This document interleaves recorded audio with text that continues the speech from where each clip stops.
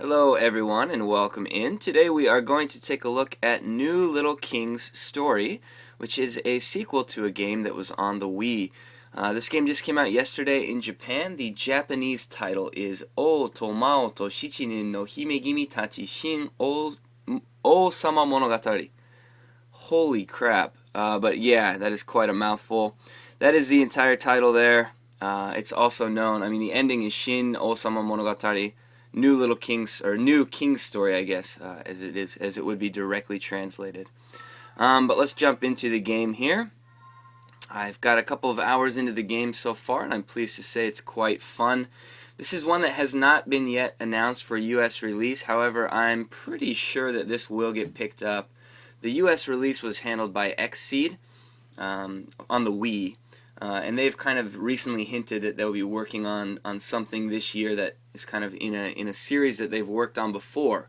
So that I kind of got the idea that this might be the game that they're talking about there. And even if it wasn't, I think this game has a pretty decent chance of coming out to the States. So we just don't know yet. So let's go ahead and take a look at it. Jumping through the million opening screens here. What I do like about this game so far is, like a lot of Vita games, it's very colorful. The game looks wonderful on the Vita screen. The art is great, and it's very charming. It has a certain charm to it that a lot of games these days don't have, through the remixed classical music playing in the background, the funny conversations between characters, many different things like that. So here's my quest here. You can see I've put almost 2 hours into the game so far. Enough that I feel like I have enough of a grasp on it to kind of explain the basics to you here. But this is me. You play as the king here. So I am the king, running around doing my thing here. This is kind of your main throne here. And basically what's happening in the game is, at the very beginning of the game, some people sneak into your castle and set it on fire and essentially drive you out. So as the king and some of his pupils, you have been driven out of the castle, and so you've kind of set up shop here. Show you what I mean. Kind of out on some farmland. So this is now my new kind of empire here, while I work to take back over my original empire. So you're collecting information about who the people are that stole your castle. And you're collecting different things like that, while building new buildings and trying to get more people and basically resetting up a kingdom that is strong enough to take back your original kingdom. So that's essentially the story or the backbone of the game there. You'll see I have my crew following me here. Probably looks strange if you didn't play the original, which I actually didn't. So this is a very new experience for me. So I'll try and explain the basics, but the game is billed as an action RPG, which I thought was pretty interesting considering Japan's fetish for creating new genre titles for their games. I'm looking at you, Disgaea 3, but yeah, it's billed as an action RPG. I would say it's an action RPG with less action and more strategy elements, but I wouldn't go as far as to call it a strategy game. So for example, I'll show you what I mean by that. You'll see now I have 5 people following me. I have 3 knights and 2 farmers there. And you see you have your townspeople that want to join you.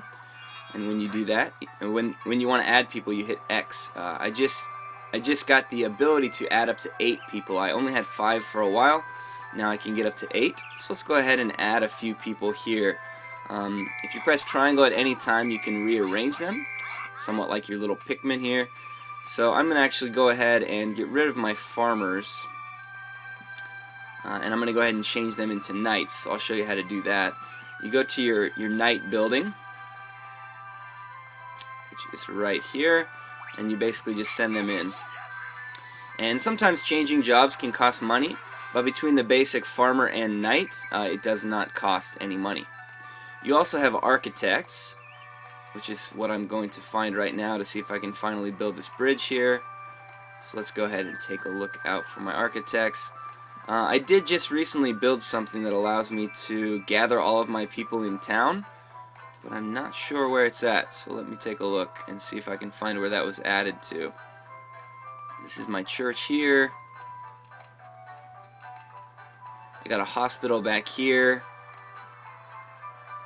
and you can also rejuvenate your characters using hot springs. So you will notice, and this is definitely my biggest complaint with the game so far, in this main town here, there is definitely noticeable slowdown, which is really too bad, especially considering that the graphics aren't anything like mind-blowing. They're colorful and nice, but definitely not mind-blowing here. So yeah, once you get out of the main town, the frame rate does stabilize and look alright. But until that point, yeah, you essentially are experiencing a little bit of slowdown as you're going through here. So let's go ahead and take a look here. Kind of showed you around the town now. Where is my new thing?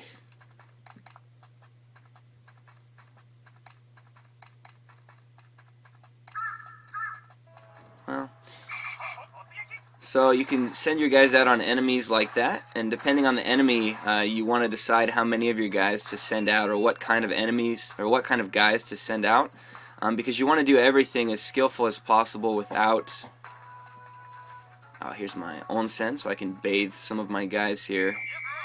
They'll have full life though, so I don't need to do that. But yeah, depending on... You want to play the game as skillful as possible, because you don't want to take much damage. So you'll see that there's a big trunk in the way, and as I send my fighters onto the trunk, they're all looking at me like, what the hell are you doing? They are not the job to chop a trunk down, so I would need to go back and get a different job in order to come back and chop the trunk down. I don't think I have the job yet who chops the trunk down. I have farmers, and they don't seem to do the job. So I can also get involved directly in combat myself, as you can see me swinging my sword there.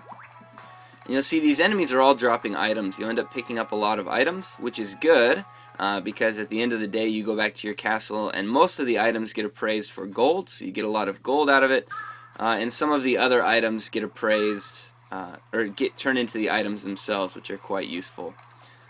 So why don't we go ahead and hire this new person to my town here.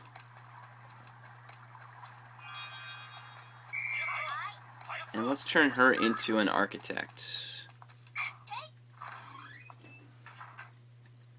And you'll see over here it took 50,000 gold away from me because that's what that costs. But now you'll see on the back here she is an architect. So let's see if we can now build this bridge. I didn't have enough manpower before. And you'll see it still looks like I do not. You'll see that's basically what I'm building here, that it regens before I can cause enough damage to it. So yeah, I don't have enough manpower yet to do that. There is one more thing I can attempt to build over here, so let's go ahead and take a look at that. This is it here.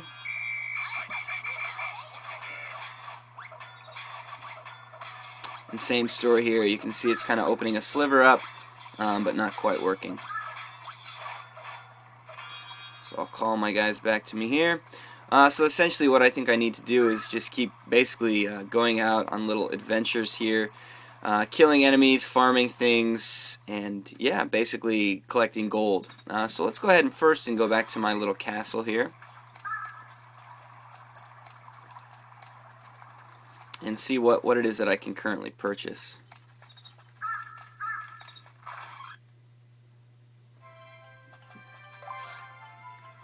So I collected a couple of gold bars there, worth 20,000, so you'll see that pays out here. So I've currently got 262,000 gold, and you use that in here for a lot of different things. So right now I can build either of these, and these will just add 2 more people to my town, which is obviously quite important. I don't have enough gold yet, but actually getting this much gold is pretty easy. And in here, special, I built the thing that allowed me to collect my townspeople. I guess it's like a little flag. I'll have to go look for that. I'm not sure where they installed that. Maybe you guys saw it and I didn't. And so this one, oh, okay. So this one allows me to save my teams, essentially. So I don't need to reform my teams every time, which is quite useful. I was hoping a function like that would be in the game. So yeah, why don't we head back out now. You will notice the game is not, you know, incredibly action-oriented. It does have some RTS roots to it. So if you're looking for a game that's a pure-out action fest, you might be inclined to look elsewhere. This game, to me, so far has been really addicting. I sat down to play it for a few minutes last night just to check out the opening, and ended up putting that almost 2 hours into it quite quickly, so I was surprised there. I do want to find that flag.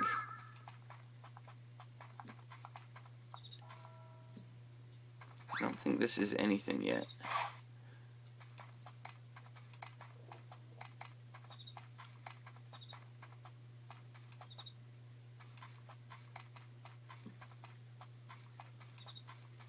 Maybe I'm just losing my mind.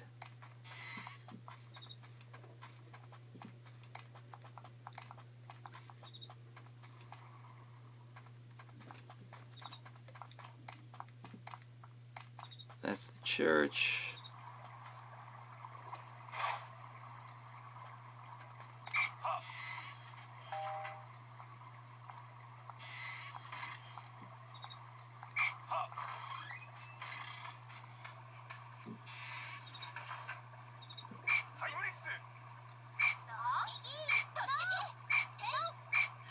Alright, good to go.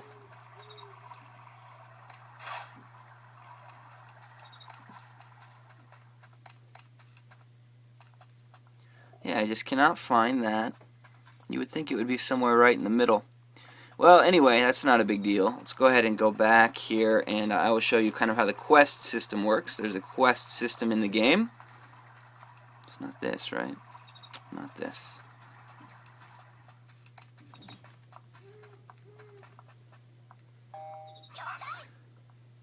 There we go. Okay, so anyway, this is actually where it's at here. So from here, of course, it would be right in front of my house. So anyway, you can do various things here. But that's just collecting the people I already have. So it looks like I need to get that other thing in order to register my teams. So let's go back here. Let's see if I have any quests. So you have this thing called the Goiken box, or like it would be directly translated as kind of like the opinion box. But people will come by and put letters in here at night, and those letters essentially turn into quests. Like, oh, I saw something really weird out there last night, go check it out. Or, you know, various things like that. And then you basically do end up going in, checking it out, and it turns into a quest. This first one was a boss fight with an evil cow, which I thought was quite awesome. Evil cows, but nothing new in there yet. So no issues there. The other various things in here, you can look at information on your town, the various jobs that you have. So I have 3 people that are doing no jobs right now. I haven't got them to do anything. 9 people who are kind of the low foot soldiers. I have 1 farmer at the moment because I changed my other ones out, and I have 3 architects. So that's essentially what that is right now. In here you have different NPCs. She helps you save your game essentially, but you don't actually need to talk to her to save your game. You just do it through the menu.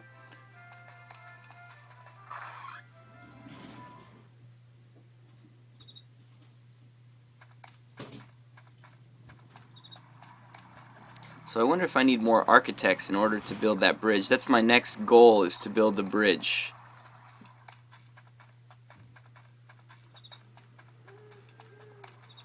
But maybe I need more architects to do it, and less soldiers.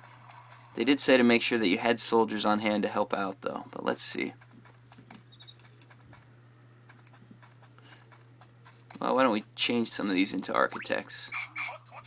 The one thing that I want to say that I really like about the game, when I was watching the trailer for it, I was worried that you would end up using the touchscreen too much, because you can use various touchscreen functions to get guys to join you, to gather guys in a circle, things like that. The game is fully playable, functional with the buttons, so I haven't needed to use it. Okay, well, it's not going down. Let's try turning more of them into architects.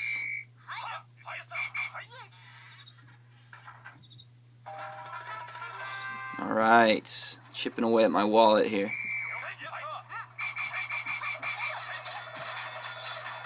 Ah, there we go.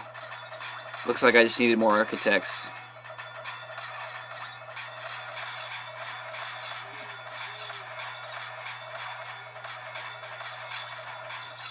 Not quite, but almost. So I will try to turn one of these once.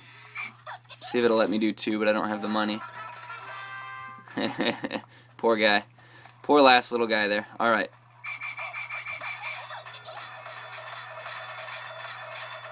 Oh, there we go. Nice, getting something going.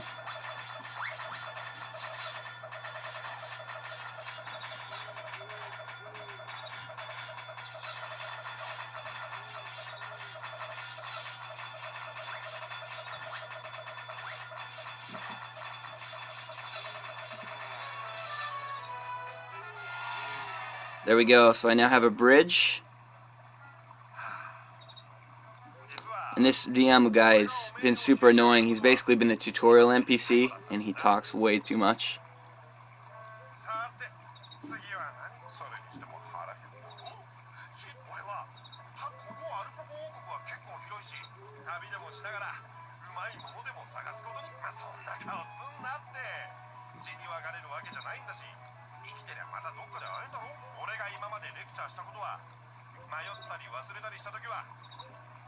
So I assume that this is essentially the end of the tutorial there, the basic tutorial of the game. See, I got a trophy there. That guy essentially just told me he was leaving. So hooray, after I told you how annoying he was, he said that he's leaving. He's going to go out on a trip and explore, and maybe we'll see each other sometime again. I personally kind of hope not.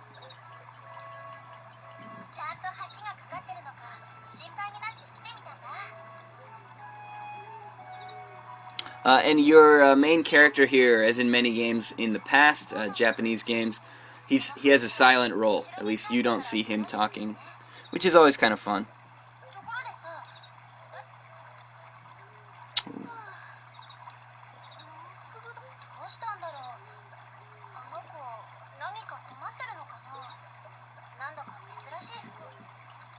So we have someone showing up here that we don't know.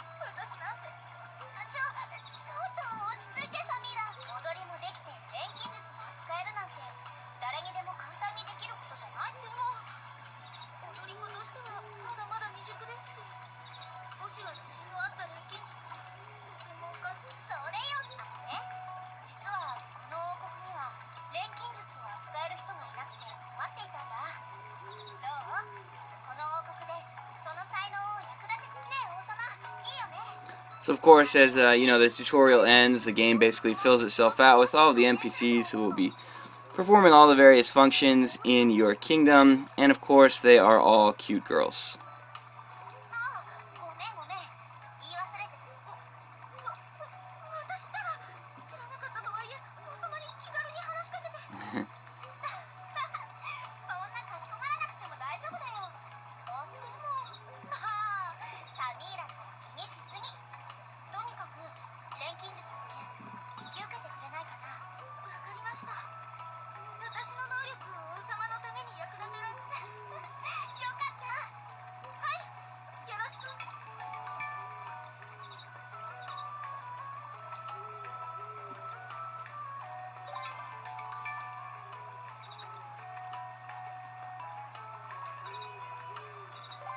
Alright, looks like we've opened quite a few new functions of the game here. Should allow us to do a lot more things. So essentially now I've kind of branched out, and they said they wanted to branch out here. Pull the map up here. You'll see kind of how big the whole thing is here. So I've only really explored this tiny little area here, and this is going to be the entire game. So you'll see that it's going to be quite big. It's probably going to take a while to get through a lot of it. I'm going to go ahead and stop the video here. I realize I didn't really get to show too much combat. Again, this is quite early in the game. I kind of wanted to show off the game mechanics. If you've played Little King's Story before, you'll pretty much know kind of how it works. If not, check back for my later videos. I want to get up some boss fights or some more of the kind of battle-esque areas. But yeah, that is basically an essential overview of the opening area here in New Little King's Story for the PlayStation Vita. Thanks a lot for watching, guys, and check back soon for some more gameplay videos.